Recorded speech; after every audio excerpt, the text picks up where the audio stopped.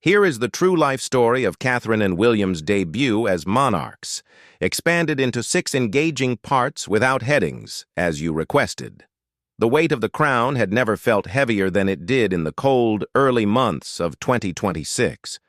For Catherine and William, the world they had known for over a decade, a world of carefully managed tours, charitable galas, and the protective buffer of a beloved queen, had vanished, replaced by a harsh and unforgiving spotlight. The transition, expected to be decades away, had been violently accelerated by circumstance. King Charles III, citing health concerns and a desire to see the monarchy thrive with younger, more dynamic leadership, had made the shocking decision to formally abdicate in favor of his son. Overnight, the Prince and Princess of Wales were no longer the future. They were the present.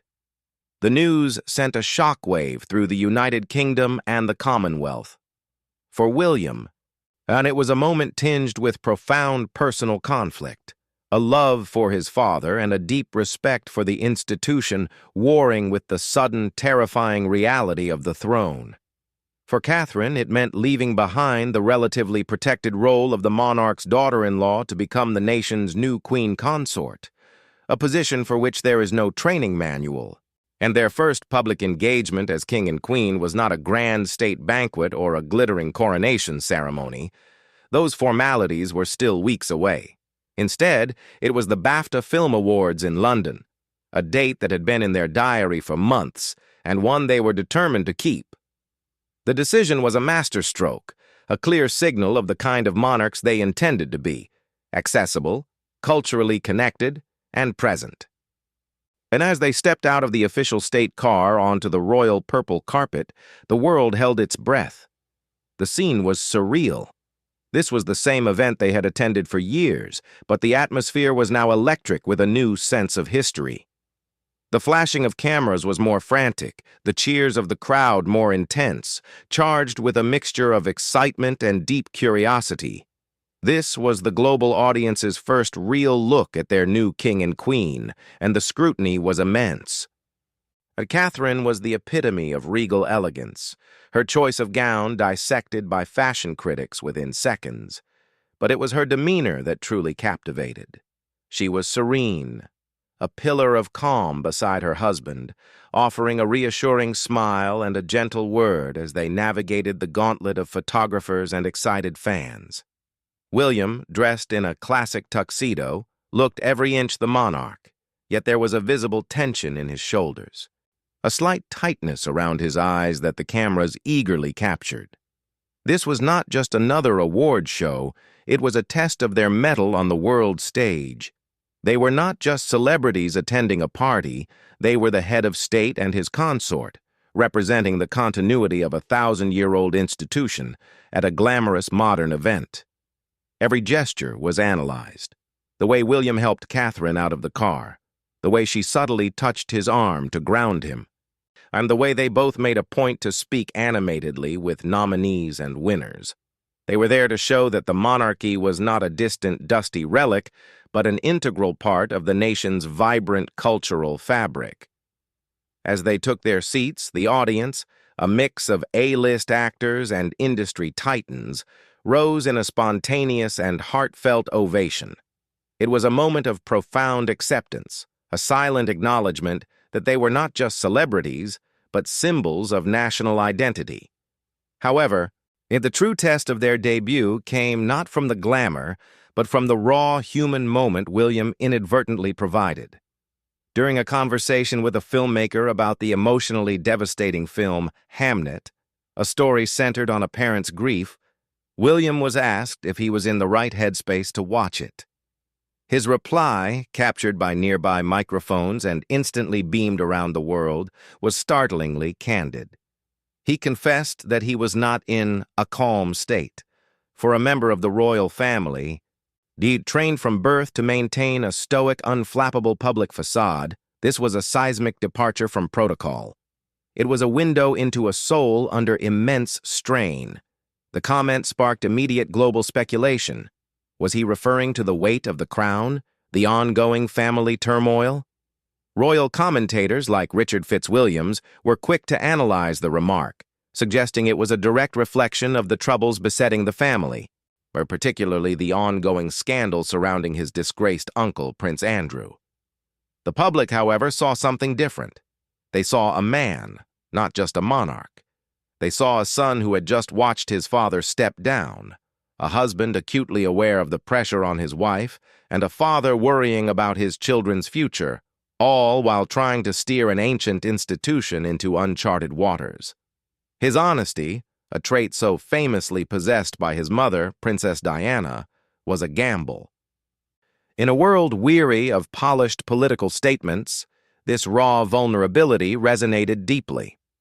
While William's emotional state became the headline, Catherine's role that evening was equally crucial, though it played out in quieter gestures. She was his anchor. Throughout the night, cameras caught her glancing at him, her expression one of unwavering support. She engaged gracefully with fellow attendees, her warmth and natural charisma on full display, and effectively shouldering the social burden of the evening.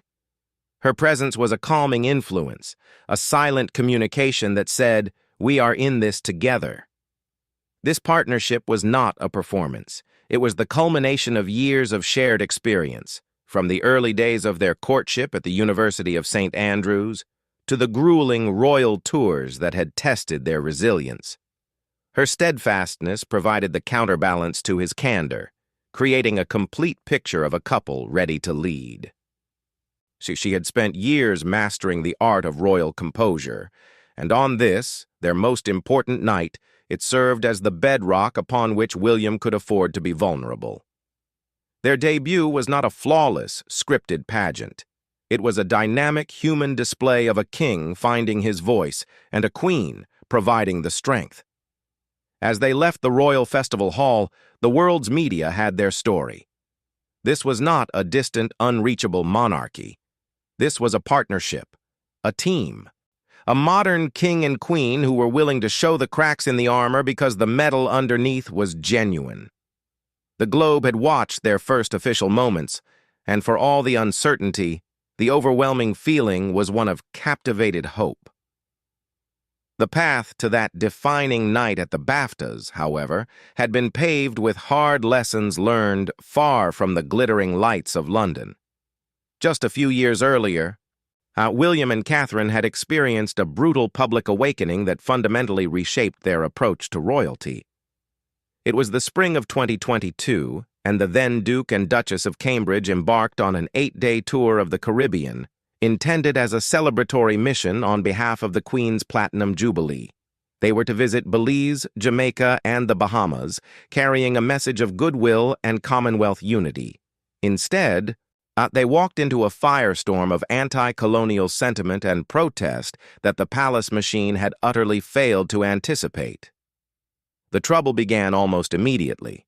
In Belize, plans to visit a cacao farm were scrapped after local leaders objected, pointing out that the land held deep spiritual significance for their community and that the royal helicopter's landing zone would disrupt their lives. It was a logistical hiccup, but a telling sign of the disconnect. Then came Jamaica. And the image that would define the entire tour was of William and Catherine seated in the back of an open-topped Land Rover, slowly waving to crowds as they were driven from one engagement to another. To the palace, it was a traditional, regal procession. To many in the Caribbean, and to millions watching online, it was a tone-deaf reenactment of a colonial-era governor's arrival, a powerful and uncomfortable echo of a past they were still grappling with. The optics were disastrous. And here was a young white British royal couple being chauffeured in a vehicle symbolic of British rule, through a nation still debating whether to remove the king as its head of state and seek reparations for the transatlantic slave trade. The criticism was swift, loud, and global. Protesters greeted them with placards demanding apologies and reparations. The Jamaican Prime Minister, Andrew Holness, openly discussed the country's intention to become a republic, and a conversation happening while his official guests stood nearby. William, in a speech at a state dinner, tried to navigate the treacherous waters, describing slavery as abhorrent and expressing his profound sorrow. But the words, however carefully chosen, felt insufficient against the raw emotion of the protests. For a couple who had spent the last decade enjoying almost universal adoration, the backlash was a profound shock. And they were not just being criticized for a policy or a political stance. They were being held accountable for the historical sins of the institution they represented. Catherine, in particular, who had built her reputation on being universally liked and uncontroversial, found herself at the center of a geopolitical and cultural argument she had never been prepared for.